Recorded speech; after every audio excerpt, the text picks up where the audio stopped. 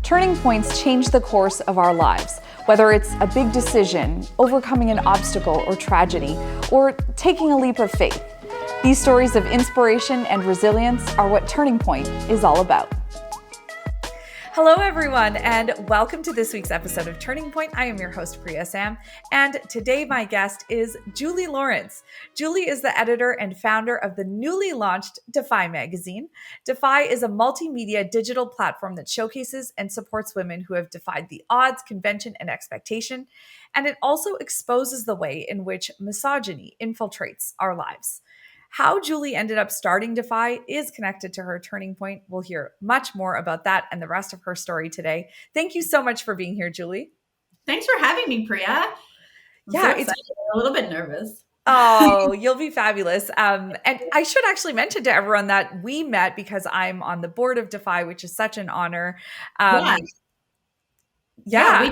totally connected because I think that when we met kind of through some mutual friends, and when we first started talking, I remember I think it was we just kind of met. I didn't know you, you didn't know me, but we really connected over this idea of people's turning point, or that, remember we talked about how I always talk about all of the women, especially on my advisory board, but a lot of the women I talk to are going this way, towing the company line. And then at a certain point in their career, they went no, and they made that turning point, or they decided to defy convention. And that little space, that little turning point, that little fork in the road is always where I'm really interested in.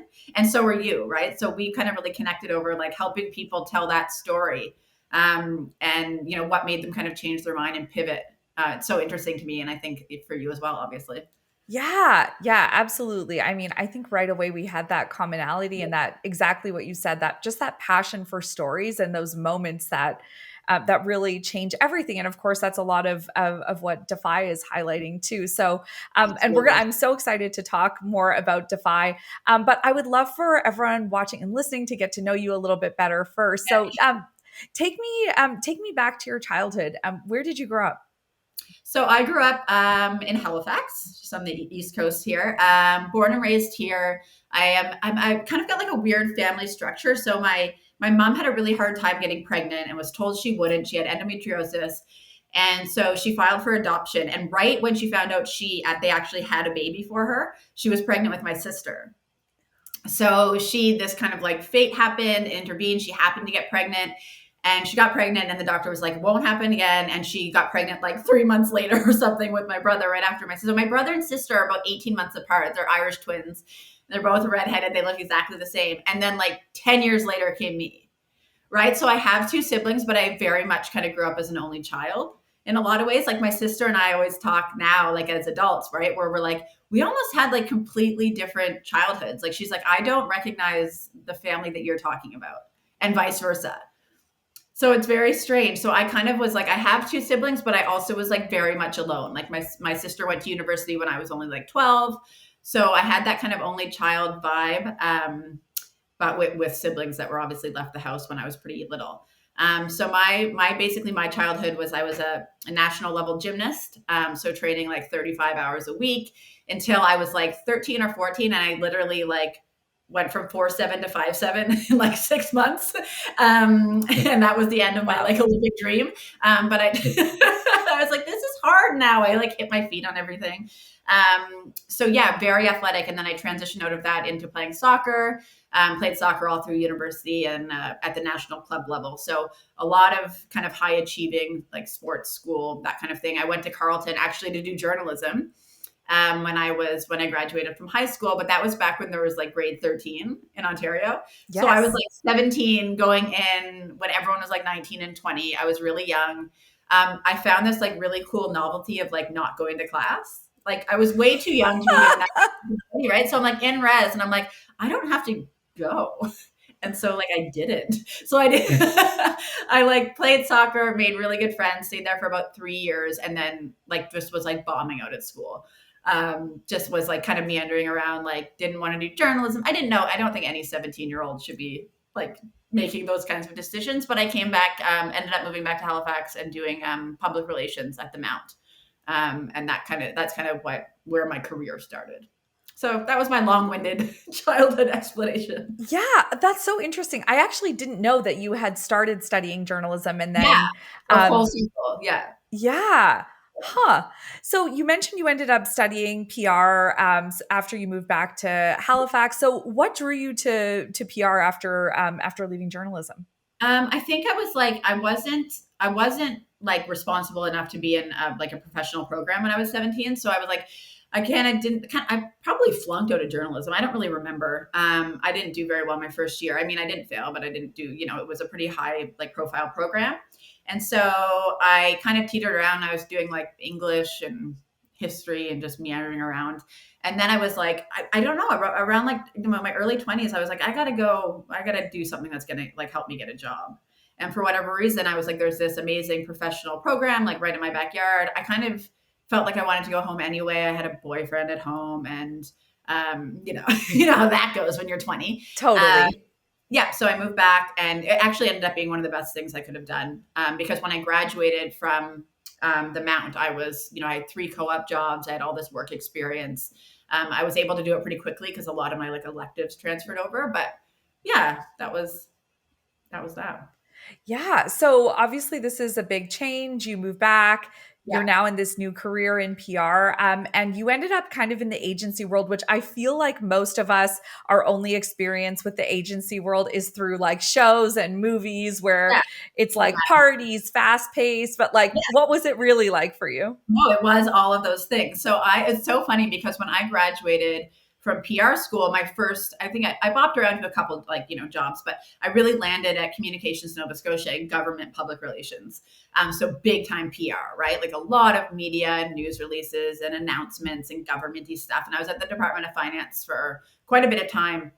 So I was working at the Department of Finance, like in my mid 20s, and I had worked with the agency that I ended up going to like as a client. So I was client side. I got kind of like recruited to go to this agency that was like the agency of the day on the East Coast, right? Like everyone running around scooters and open concept and like beer tap and pool table. So I'm going from like gray cubicle land to like, you know, free beer all day and like, this like completely like free wildin' like crazy, for me, crazy agency life that was just so cool, right? Like you couldn't, it was like everybody wanted to work there. So I was like pretty hyped to get that gig. And it ended up being like exactly what you would think. Like I was on the account side, so doing like taking care of like the timelines and the budgets and dealing with the clients. And then I learned very early on that it was like that was my job. And then the creative side was like all men. They kind of like lounged around, and your job was to make life easy for them, right? Like to sell the client on this and make sure they don't have to do much, and you manage the client. And I went in thinking you just forwarded the client's feedback over to the creative team, but it was like, no, you can't do that. You've got to like vet it and then push back where you can, and then like it's like if you have to come and tell them to do something, it's like it's scary and like the worst time ever. So I learned that pretty early on, that like my job was pretty relational to the creative kind of men in the agency. When we like hearing this and when we were chatting a little bit before this interview, some of the stories like this that you were telling me really reminded me a lot of my own experience in newsrooms as well. And I think, there are a lot of similarities, and really just generally for women in the workplace. I think this resonates with a lot of people. So what did you have to do in this situation as a woman to be successful? I just had to keep the ball rolling, really. Like I worked a lot. I worked a lot of hours. I had to be like super hyper organized. I had to really like my PR background came in really handy, right? Because I'm there trying to make sure the client's happy and the creative's happy. And I just felt like I was always like doing this diplomatic balancing act. And then I had come from when I was working at the Department of Finance, my director of communications was a woman, the deputy minister was a woman. Like there was these strong female like powerhouse leaders that I was like, that's where kind of like I learned my trade. And then I'm all of a sudden flung into this like, you keep the lights on, make sure everything's paid and everything's on time and everybody's happy, right? So it was like I learned that you kind of had to tiptoe around the guys. And I think that was the first that was the first run in I had with this, like, oh, they're expecting different things from me than they are from the men. Right. And this kind of leads us to this first big turning point for you when a senior manager who's 20 years older than you kisses you. So tell me what happened and how did this change your life? Yeah, so I went to a few agencies, but I think I told you earlier, they were all the same people were, around. It's a small city.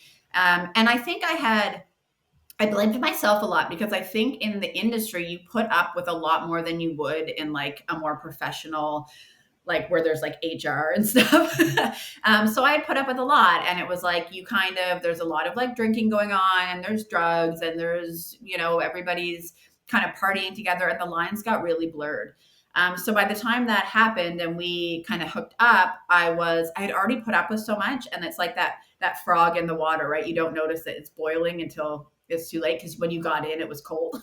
You know what I mean? So that happened, and it just kind of took off in terms of like it wasn't just a one time thing. We got into kind of I was really young. We got into this relationship, and it just became like really financially abusive, emotionally. It was really, really difficult to separate like what was what in that situation. I fell really hard. I didn't realize that, for him, it was like just like we were in two separate, completely different relationships because I was so young. Right. But I felt like I had put up with so much, and now I was in this and I didn't know how to get out. I thought I was in love. I thought that I was so special because like if he was like brilliant and like an award winner and all of this, and it's like if he chose me and he had told me how smart I was and that I was so special, I really I thought that if he chose me that really meant something. So I was like I really protected him in this secret, and it just became like just really my downfall. It was a complete turning point for me, in terms of like really betraying myself in terms of my morality and feeling kind of it was the first time. I don't think I had the language for it then, but now I see it as a betrayal. Like even working, it was like a betrayal of the company. It was a betrayal of him, right? And it was a betrayal of me and myself. And I started, the more I got into this and the more all consuming it was. And it was like, it was work, and it was I would go to like pitches and I would be like more nervous about what he would think of me because I would get back and all the men would like laugh at me if I screwed up, and it was just so stressful. But then I'm keeping this secret, and my whole life, like I was drinking so much in order to kind of like handle with the shame, being able to like deal with how I was behaving. It was such a disconnect between like who I was and who I wanted to be. My behavior and my morality just weren't jiving. And I know all this now, but I didn't then. I just knew that I couldn't feel that terrible. And then, it just slowly started to spin out of control. And I just, it was a really hard time for sure. I think the way you're describing this, I'm sure so many people are nodding along because so often I think when we end up in these situations, like you said, you can't be objective when you're in it, No, no. like, and yeah, I mean, of course, like at that age, you're hiding the secret. There probably was no one you could talk to about it, like not having the language or being able to understand the power dynamics that were at play in that situation. I mean, it must have just been so hard on you, like emotionally, mentally. Obviously you came out of that, but like, was there a moment when you realized you needed to get out, or was it something that was more gradual? Yeah, like I mean, I think I knew I was like dropping the ball big time at work because like as I was saying, like as I was unraveling, there was a lot of drinking and a lot of drugs, and it's hard, and I was starting to feel like really taken advantage of by the whole situation. I was working so much, and I was working and working and working and hours, and like I was never getting like higher up in the hierarchy, right? Like I was getting more work, but it was more of the same work. And then towards the end, I was getting really sick and mixed up, and like kind of just this this weird like separation between, like, I keep coming back to like how I was behaving and how I felt about myself and all of this stuff. Plus, they hired a man, a new guy, who was like immediately more important than me. Like, I had been working my butt off for years, really like buying into the president of the company and like wanting, and it was just like that. He was more important than me, right? His opinion mattered. I was like, it was like, we'll decide strategy and let you know what you need to do. So I was doing all the doing, but none of the high level thinking. And I just got so resentful. I was just so resentful and so sad. Like, I remember just like crying all the time and just being like, just no idea where to go, what to do. And so I just got to the point where I was like, I walked away, I resigned, but I think they were very happy. Like, they were fine to see me go. It was kind of like, I was such an up and comer when I got there, and I was working so hard and such a high level. And then when things started to come undone for me, they just kind of walked away whistling. They kind of just washed their hands of me, including the guy that I, was involved with. Um, so it was really hard. And I left there thinking that like that would fix things. Like, I'll just like, I'll change location and like all of the stuff that I'm feeling will go away because it's all wrapped up in that place and that guy. And like anyone that knows, like the location cure, the geographical cure never works. Right. So I ended up like bouncing around to a few jobs, but I was like, I would get them because I'm experienced and I have lots of education and experience and smart and all of that stuff. And I could talk myself into a job, but I couldn't keep one because I could not stay sober. It would either be a couple weeks or a couple months where the cycle would start again, and it would be like drinking at lunch, which would lead to this, which would lead to that. And then I would like, it was like, I'm sure people were very confused, right? Because this person seems great on paper, and then you're watching them slowly like dissolve. Um, and that was really hard, right? Because my whole life, like I was always something, right? You're an athlete, or you're a great student, or you're a great worker, right? Like, it was never just like, now I know, like, all I have to be is a good person. That's all that matters. Like, I don't need any of those other labels. But when you define yourself through some of these labels and stuff, when you lose them, you have no idea who you are. Right. So I was just an alcoholic. That's what I was. That's what my life became. And the less like, and then I was so unemployable. I just didn't bother. Like, I just gave up on all of that. And it was, the more drugs and alcohol you use, the less safer your company is. I was in really high risk situations. I'm surprised. I drank and drugged with a lot of people that I knew, two that I know really, really well, that died while I was like drinking and using with them. So I know, that it was just a roll of the dice for me, the way that I was living. And, that was it. I mean, that was it for years. And I was in and out of detox and rehabs and hospitals, a lot of hospitals. And it seemed like the less I had, the less I cared. You'd think it would be like, you lose and you lose, and that gives you motivation to get better. But I just became like a shell of a person. Like, it's almost like I had a lobotomy. Like, you would not have recognized me. I was just, it was just dead in the eyes. And it was, it was a really challenging time for everybody involved.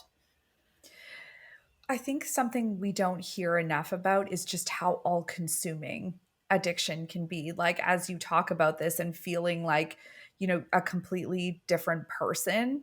And I imagine it must have also been for your friends and family, like it must have been hard for them, and for you to try and tell them like how you were feeling and what you were going through. Yeah, no, I had a lot of friends that washed their hands of me. I have, a couple that I think of often that still haven't, I've been, recovered for 3.5 years. And still, like, that was how, it was like they had to, for their own sanity, kind of wash their hands of me. My family stuck around, but I, that turning point again, that last kind of run I had was, it was really bad. And my parents, I was at a point where it was like, I was like stealing from the liquor store and getting arrested and being in the drunk tank. And I couldn't go in my parents' house without taking a breathalyzer. Like, I couldn't, like, everything in their home was like on lockdown because I would steal everything. Like, I was just, talk about all consuming. It was like, if I wasn't drinking, all I was doing was thinking about like, how can I get money? I was so desperate because I was so sick. And I think a lot of people don't understand that, like, when you lose the power of choice, you'll do anything. You know what I mean? Like, it's not, and it took me a long time. And they always say in the program that I'm in that, like, you have to learn that you're not you're not a bad person trying to get good. You're a sick person trying to get well. And I was just so sick, and my symptoms were just insane behavior. But there's no way, nobody, and you get like, now that I've been through it, like, and you see, someone was saying the other day about, someone broke into their car, and I was just like, that sucks. That person does not want to be doing that, like going into your car to steal your cigarettes.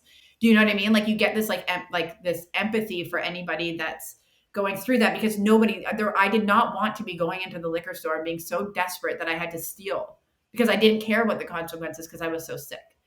So you have this level of empathy coming out of it, where it's like, nobody wants to be doing that stuff. Like, trust me. Yeah. It's really a devastating place to be. And it's like, my parents, the more they learn about addiction, and as I, explain it to them, and I'm able to, they're just like, their heart breaks, their heart just breaks. And my heart breaks for anybody that's in it. Because it is just, it's a nightmare. You have no idea unless you've been there. I really appreciate you bringing that perspective, because I think it's, we talk about empathy, but we don't often talk about it in the context of having empathy for people who are living with addiction, and just, these situations. Like, you're right. When someone says, "Oh, someone broke into my car," I feel like the initial reaction is like, "Oh, that's so, like, that's so annoying for you," and like, who does that?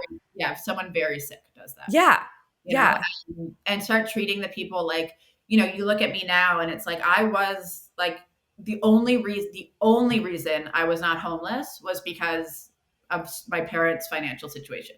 Like, they were not going to let me live on the street. They put me in this little 1-bedroom that they basically were like, they paid my rent.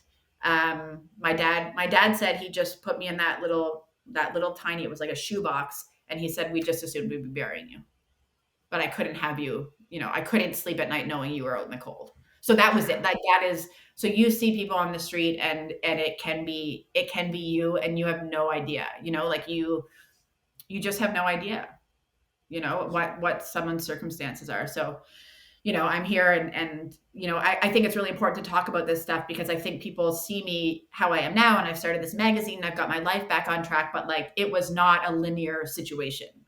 I wasn't like, and then I went here and I went there, and I kept climbing the ladder, and here I am. It was messy. It was really messy. And our dear friend Dr. Lisa always talks about how women can be secret keepers, right? We want to gloss over the yucky stuff, but I can't do that. I'm only as sick as my secrets. So I can't. I personally, with the illness that I have, I have to be completely 100% honest in my life. Otherwise, bad stuff will happen. Yeah, well, and it's much appreciated, because I think it is something we don't talk enough about. And I think hearing this from you also gives us, like myself and the people who are watching and listening this, a different way to see some of these situations, and to see addiction. So thank you for sharing that. It's like, I heard this girl, Jenny Lawson, always says, I'm not going to let my pain go to waste. And that's really, I have become like, my mission is to do the next right thing, and to be as useful as possible to other people. Right. And when I talked earlier about, I'm an athlete, I'm this, I'm that, I'm like, defining myself by what I'm doing isn't working for me. And it didn't work for me. So now it's like, if all else fails, I am what I am. I'm a maximum usefulness to my other man. That's it. And then the other stuff comes and goes. Right. But as long as I'm down with that, like, I'll always be on the right track. Yes. Oh, that's so powerful. So tell me about how you did get sober eventually. So my last go of it, it's funny, because I'll tell you about what happened, but my parents took me to the hospital. It's very, very like, blurry, because I was so sick. I was in like psychosis, because I'd been up for like 3 days. I was in terrible alcohol withdrawal. They took me to the emerge, and it was no different. I've been to the emergency room like a billion times, right? Because it's really, really unsafe. A lot of people don't know it's more dangerous to detox from alcohol than it is from like heroin.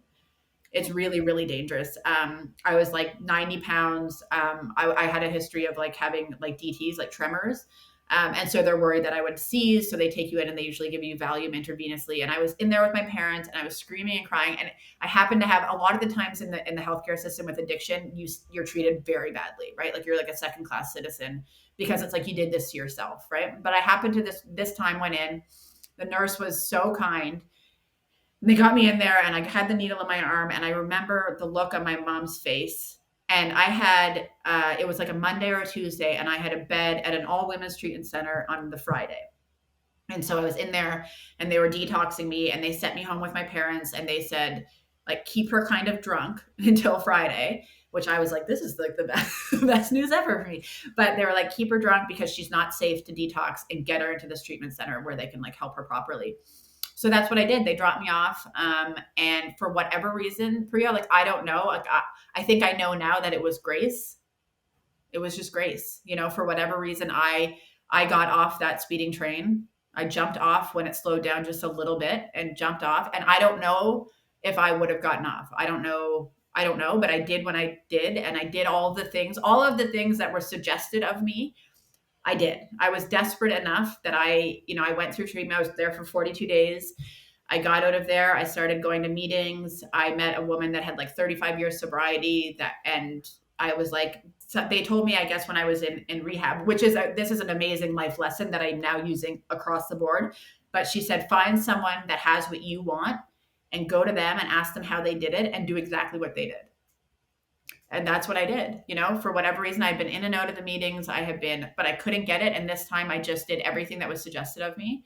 And within a year, my life, my personality, my everything changed so much that I went from this person that had to be breathalyzed at the door, that everything was locked down. Like within a year, I had a car. I had my dad's would give me the credit card to go get groceries for the family. Like I got not even just like earned his trust back. It's like he could look in my eyes and he knew that I was not a person that would steal from him.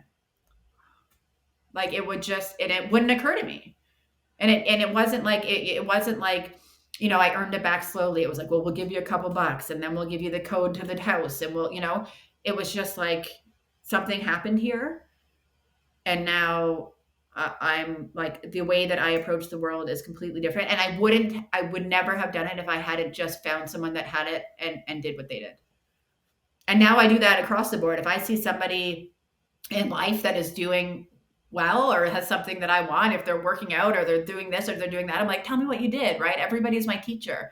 But I spent my whole life up until that point thinking that I knew everything and I knew what was right and I would do what's right for me. And I'm the smartest person in this room. And look where it got me. Like that's where my best thinking got me, like hobo status, Yeah. This, I feel like there are so many life lessons there, but this new approach and this new lease on life, and the fact that everyone could see it right away, it really does. It almost sounds like a rebirth of sorts. It is like, I went from being a person that was like, I was so self-involved, even though I didn't know it, right? From when I was really little, I remember having like a lot of existential fear. Like I was scared of everything and I never really felt like I fit in. I felt like an alien, right? Like I couldn't connect with people. And I think I was like that. And then I was like that. And I remember having my first couple drinks and being like, oh my God, like, oh. And I've heard people say that it was like, I've been holding my breath my whole life. And when I'd had a drink, I like was able to exhale finally. And so I think that was in me, right? Whatever happened at the agency was going to happen, like I don't know why it happened the way that it did, but I think that I was like bodily different and mentally different, like right off the bat.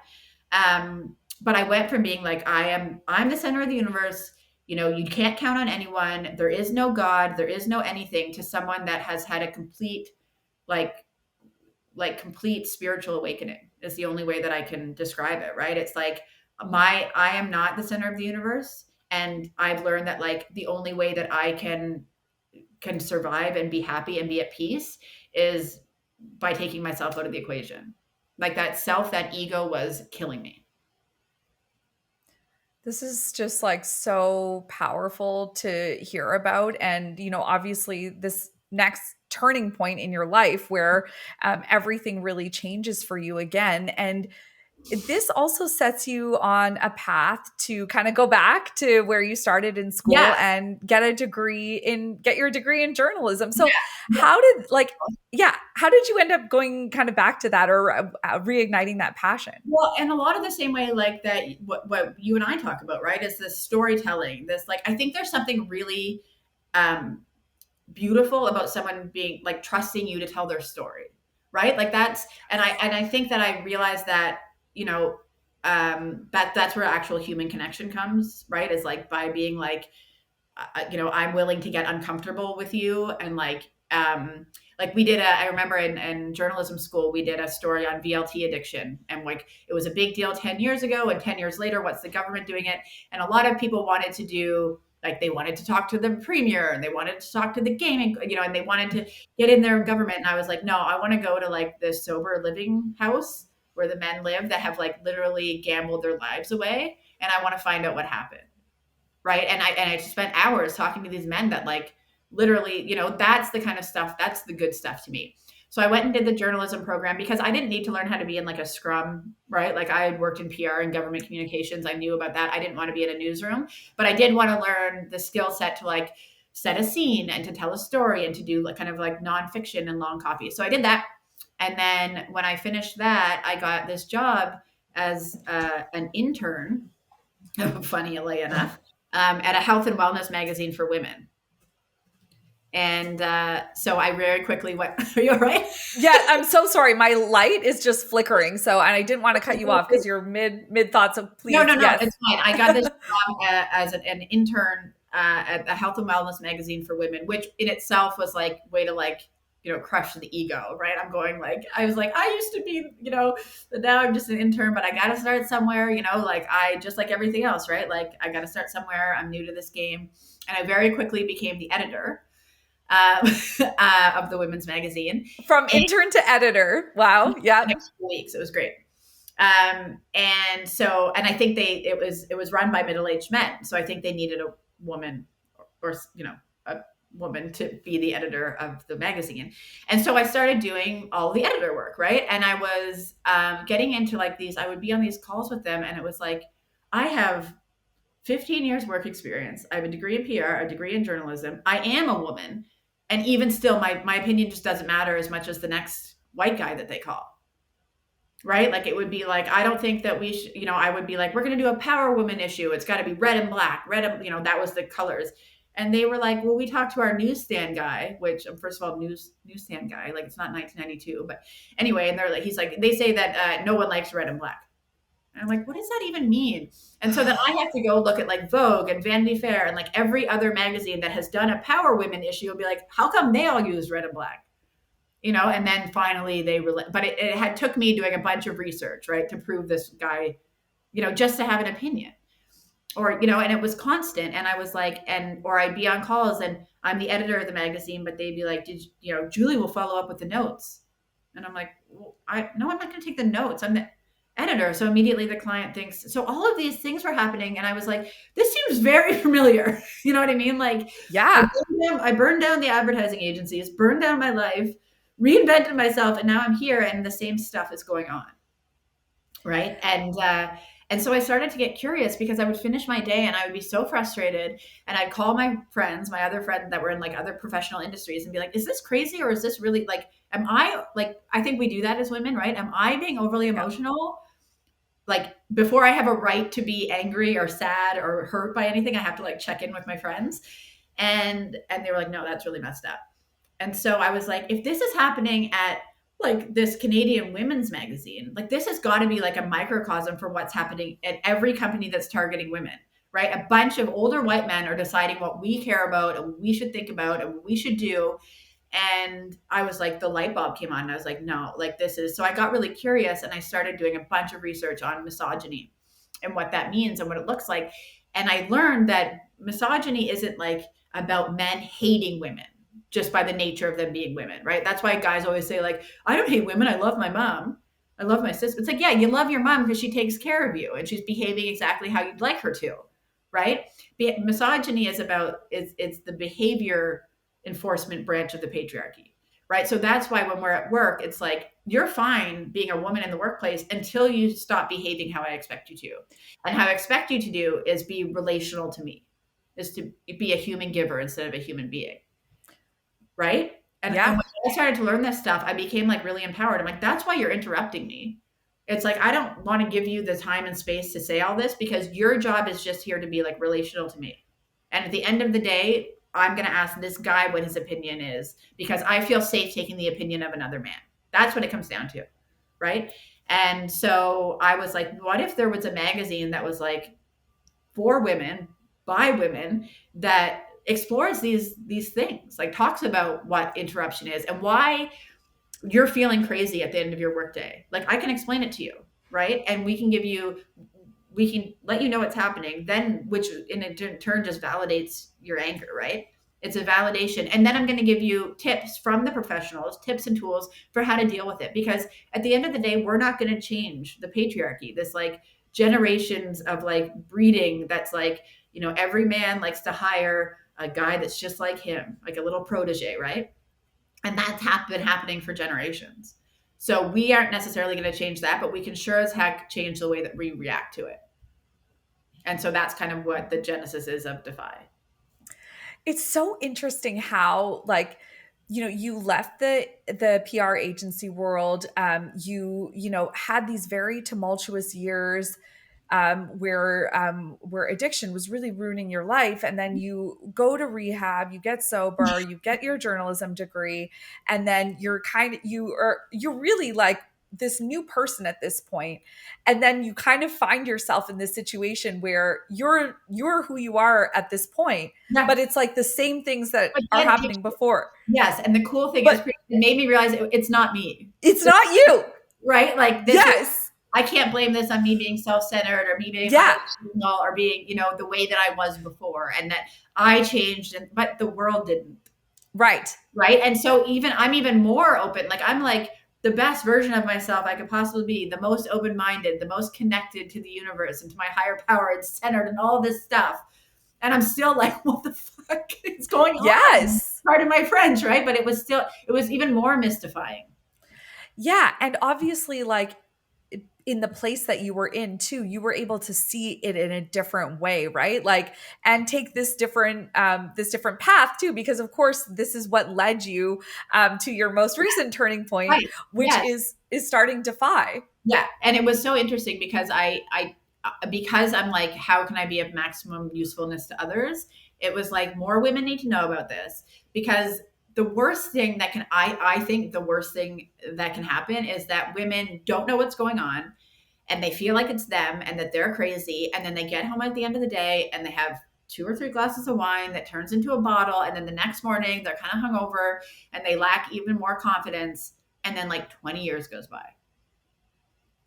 Right. Yeah. And they've been numbing it because it's so uncomfortable. And I just think that is like, that kind of like leaning, like that needs to stop. And then we've got a whole industry, which is for another podcast, and a whole industry telling women that they should be drinking and moms they should be drinking, and and it's like this is so messed up, right? So this is like it's reclaiming our spot and how we interact in the workplace. It's reclaiming it and saying like, I'm not going to apologize. My tagline is unapologetic women, right? I'm not going to apologize just for existing and for taking up space and for asking for what I want. Like that Absolutely. has not worked for us. No, it hasn't. And I think you really hit on something there too around isolation, because I think when a lot of us are in those situations where we are experiencing misogyny, sexism regularly, you do get in your own head about it.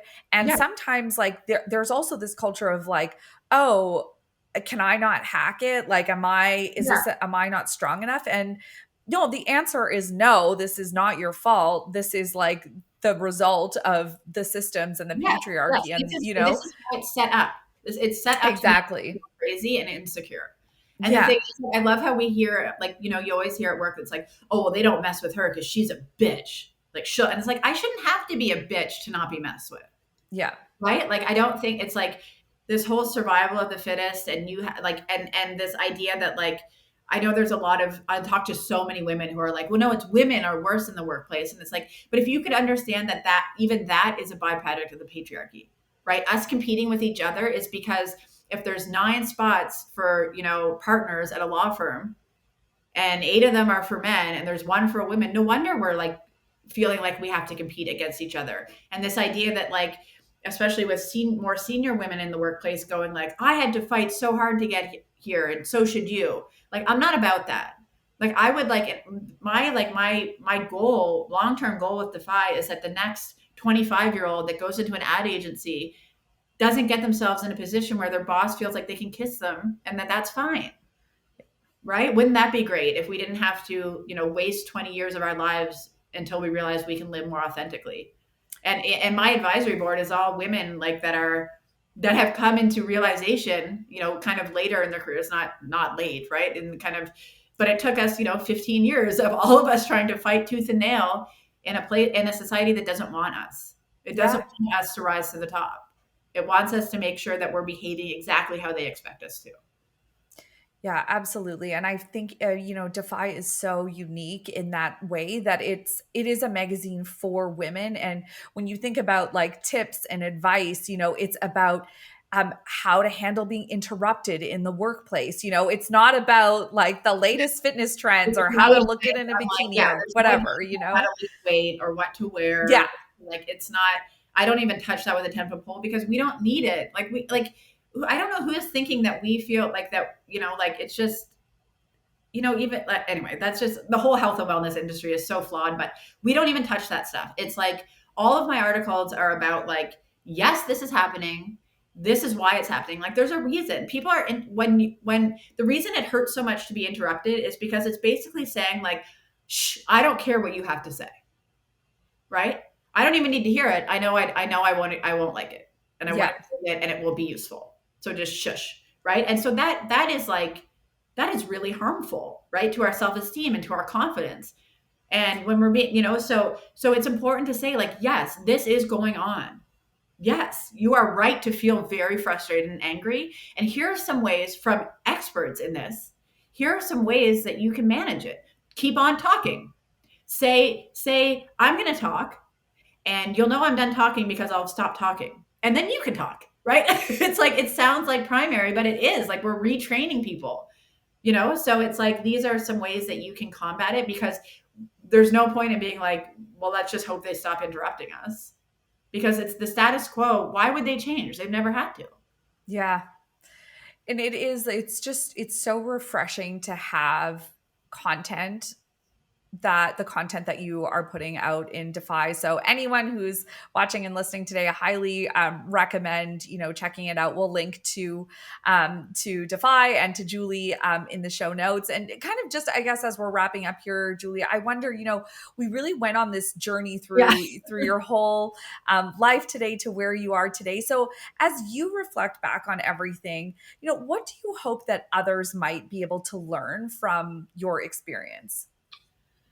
Oh, if you're in it, you can get through it. Like, that's my biggest, if you are in it and in the soup, like I was, just know it might not feel like it now, but, you'll get your moment of grace. I'm sure of it. And the biggest thing that changed my entire life was, yes, getting sober. But with that was this idea that like, everyone around me is a teacher. And there's like, I used to always think, and I think as women, we go, well, if she's doing well, then I'm not. Or if she's, Priya has this awesome podcast that's really successful and I don't. And so I hate Priya, right? It's like, no, it's that same thing that I was told in rehab, right? Find someone that has what you want and learn how they did it, right? So that's what I'm trying to do with DEFY, right? Is finding these experts that know exactly what they're talking about, that have risen to the top in their industries, and let's learn from them. Women are not your competition, they're your teachers. And as soon as I learned that, my whole world turned upside down, right? You can just get better all the time. Yes. Oh my gosh. 1,000% yes. I think that is such a good lesson. And it's something that I've learned from you too, just to look at the people around me as teachers. I think that's such a powerful lesson. So thank you so much, Julie, for sharing your story, for sharing your thoughts today, and for everything that you're doing with DEFY. So where can people connect with you and also find DEFY? DEFYMagazine.ca. That's where the magazine lives. We're working on the second issue. The first issue was it was more successful, and the feedback has been more overwhelmingly positive than I could have ever imagined. So it's really cool to see that come to life. I'm working on the second issue now. That's going to be great too. That's going to drop in January. But DEFYMagazine.ca. And please follow us on Instagram at defy.magazine. There's so much cool stuff there that we share that you're not going to see in the magazine. I'm really trying to build this sense of community. So yeah, join it. And as as DEFY starts to grow, and we've got so much cool stuff coming down the pipeline in terms of like membership and becoming part of our new girls club and all sorts of fun stuff. So I really hope that, if you connect on Instagram, you'll be the first to know when things start moving in that direction. Amazing. Well, thank you again, Julie. We look forward to continuing to follow your story, and I really appreciate you being here today. Thanks for having me, Priya. And thank you so much to all of you for watching and listening. If you're enjoying Turning Point, please leave us a 5-star review. I also love hearing from you. You can find me on social media at Priya Sam. Until next time, take good care of yourselves and of each other.